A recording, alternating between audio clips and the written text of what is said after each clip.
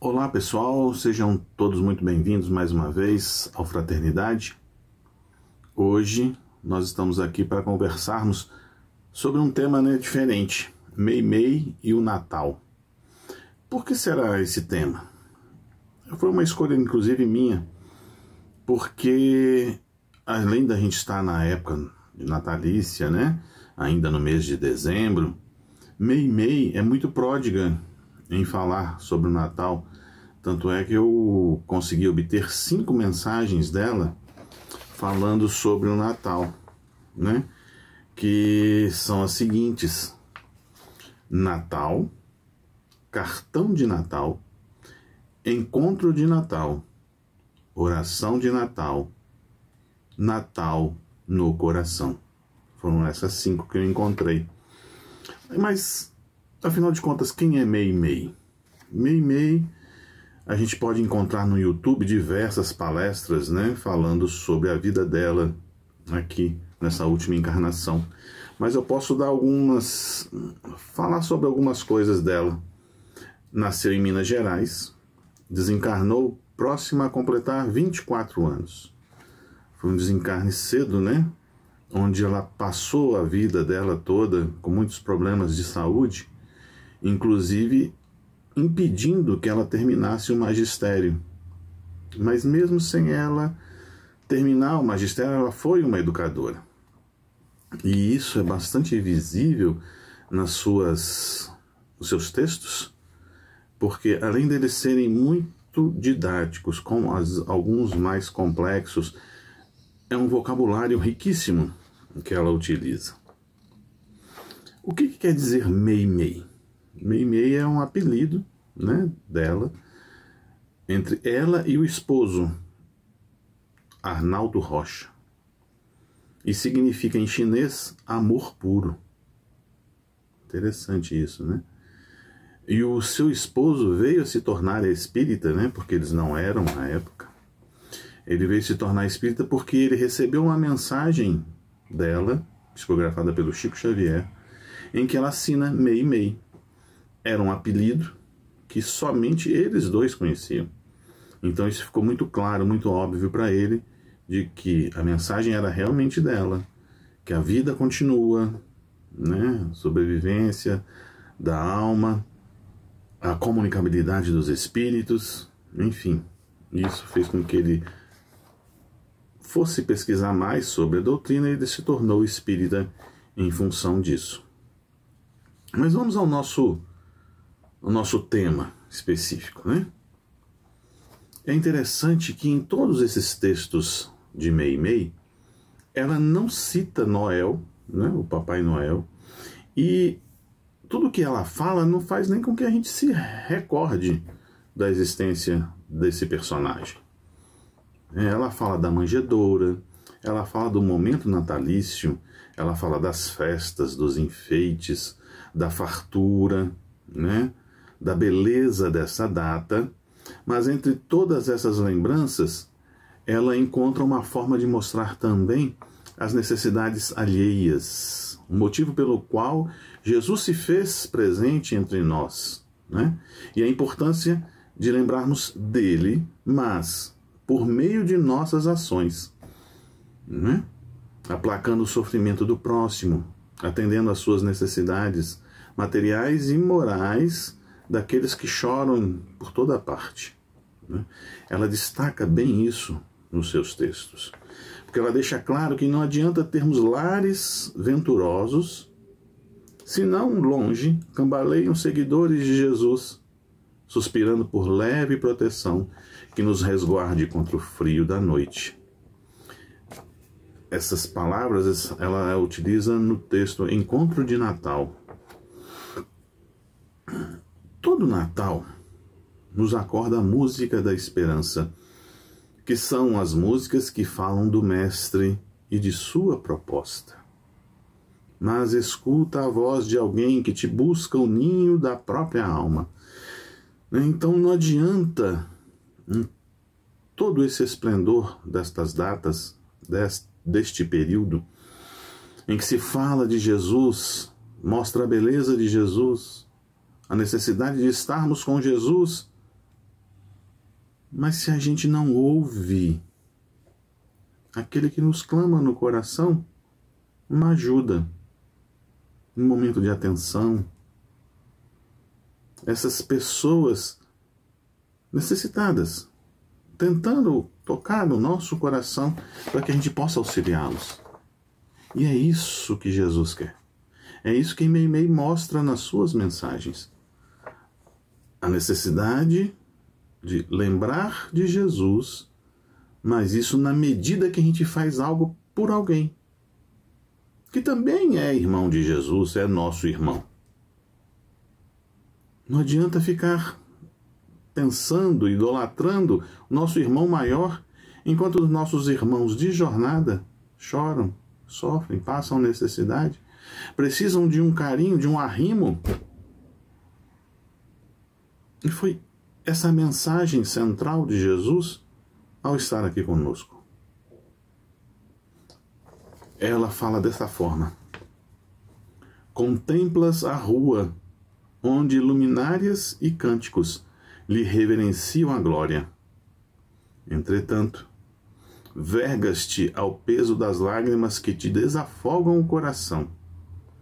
É que ele te fala no íntimo, rogando perdão para os que erraram, socorro aos que sofrem, agasalho aos que tremem na vastidão da noite, consolação aos que gemem desanimados e luz para os que jazem nas trevas.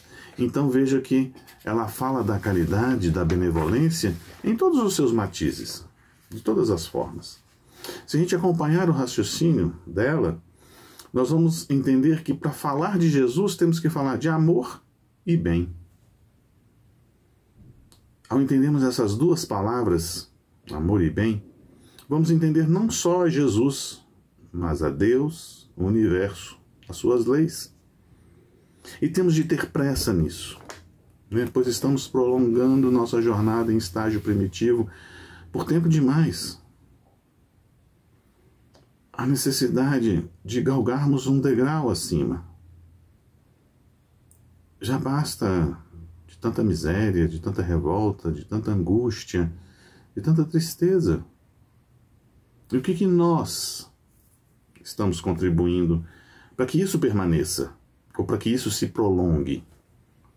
E aí a gente volta a ela, né? Ela mesma nos diz: não hesites. Ouve-lhe a petição e faze algo. Né? A petição é de quem? A petição é de Jesus.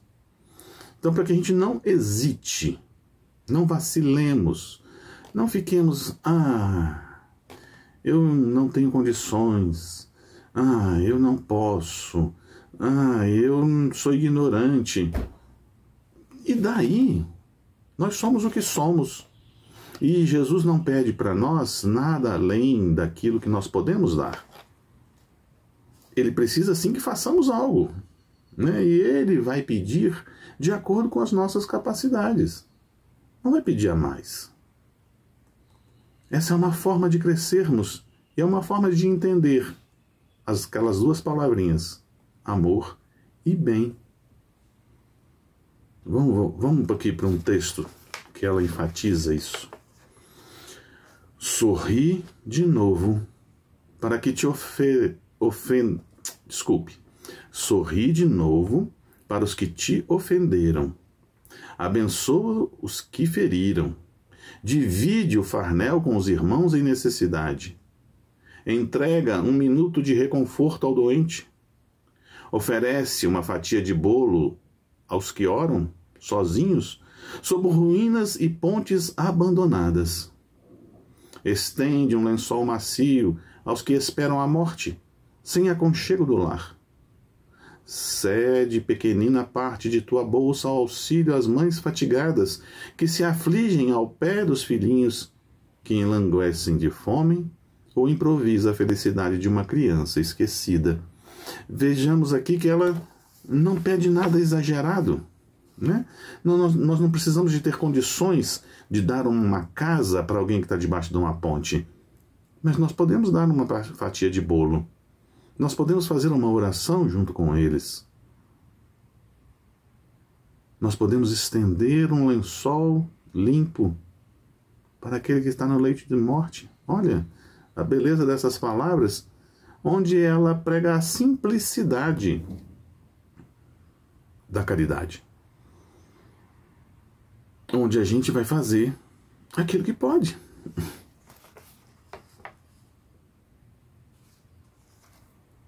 É tão interessante isso, que nós estamos nesse processo de crescimento, de evolução.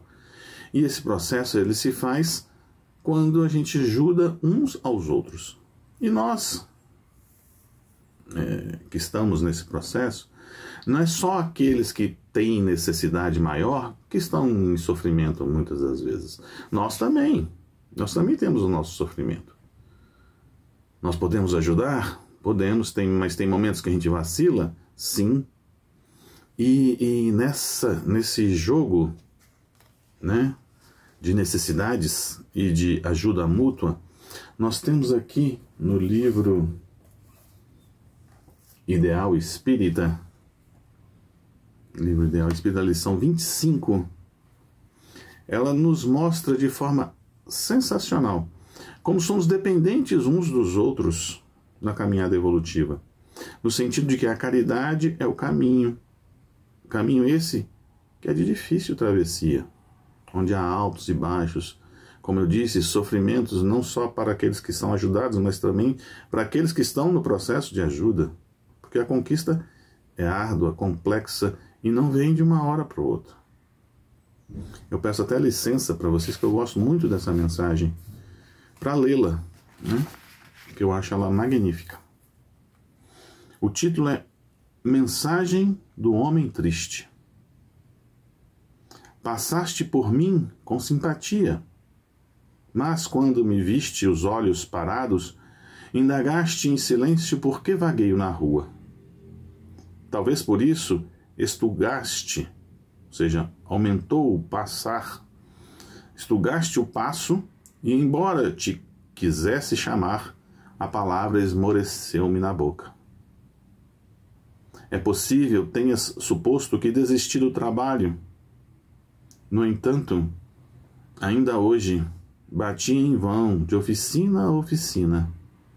Muitos disseram que ultrapassei a idade para ganhar dignamente o meu pão, como se a madureza do corpo fosse condenação à inutilidade. E outros, desconhecendo que vendi minha roupa melhor para aliviar a esposa doente, despediram-me apressados, acreditando-me vagabundo sem profissão. Não sei se notaste, quando a guarda me arrancou a contemplação da vitrine, a gritar-me palavras duras, qual se eu fosse vulgar malfeitor. Crê, porém, que nem de leve me passou pela mente a ideia de furto. Apenas admirava os bolos expostos, recordando os filhinhos a me abraçarem com fome, quando de retorno à casa. Ignoro se observaste as pessoas que me endereçavam gracejos, imaginando-me embriagado, porque eu tremesse encostado no poste. Afastaram-se todas com manifesto desprezo. Contudo, não tive coragem de explicar-lhes que não tomo qualquer alimento há 3 dias. A ti, porém, que me fitaste sem medo, ouso rogar apoio e cooperação. Agradeço a dádiva que me estendas, no entanto, acima de tudo, em nome do Cristo, que dizemos amar, peço que restituas a esperança, a fim de que eu possa honrar com alegria o dom de viver. Para isso basta que te aproximes de mim, sem asco, para que eu saiba, apesar de todo o meu infortúnio, que ainda sou teu irmão. Veja, não hesites. Ouve a petição e faze algo. A gente julga muito antes de fazer qualquer coisa. E o coração, a gente emudece. Meimei fala sobre isso, né? Nessa lição. da necessidade de fazermos algo em benefício do próximo, benefício dos nossos irmãos. Ela também escreveu um texto chamado Canção para Jesus, onde em cada uma das estrofes ela pede ao mestre condições de fazer o bem em grande escala, de modo a aplacar todo o sofrimento da terra. Não há aqui uma contradição, não é que ela queira fazer toda a caridade do mundo de uma vez só, mas era o desejo dela era que tivesse condições de atender a todos em qualquer momento, fosse qual fosse o sofrimento dessas pessoas. Esse é o desejo que ela expõe nesse texto intitulado Canção para Jesus. Ela sabe das necessidades, que são enormes, e ela queria ter condições de abraçar a todos eles. Ela também até cita o Natal nesse texto, mas com o desejo que esse sentimento que nos invade em dezembro nos acompanhasse todos os dias de nossas existências, da nossa existência, né? Que esse sentimento de amor, de vontade de ajudar, de prestar mais atenção no outro, que isso fosse perene em nossa vida. Esse é o outro desejo que ela tem nesse texto. E também na lição 98, do mesmo livro Ideal Espírita, desse que eu acabei de ler, ela tem uma outra mensagem, em que ela utiliza de todo o seu esplendor literário para nos narrar o que acontece a uma residência ante a presença de Jesus no momento em que se inicia o culto do Evangelho no lar, enfatizando todo o sentimento de alegria que invade o espírito de Meimei ao falar do Mestre. E é com essa mesma força de sentimento que Meimei fala em seus textos, quando a nossa necessidade de fazer o bem. Então, essa mesma paixão, esse mesmo ardor que ela tem para falar do Cristo, ela fala dessa mesma necessidade de nós fazermos o bem. Porque ela entende que falar, pensar em Jesus é agir no bem, é agir com amor.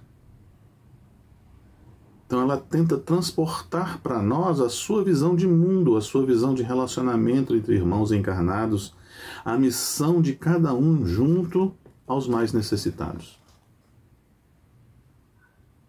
E às vezes a gente, nos nossos julgamentos, né, pensando nessas questões do mês de dezembro, a gente maldiz aqueles que só pensam ou que só agem dessa forma nesse período, nessa data natalina.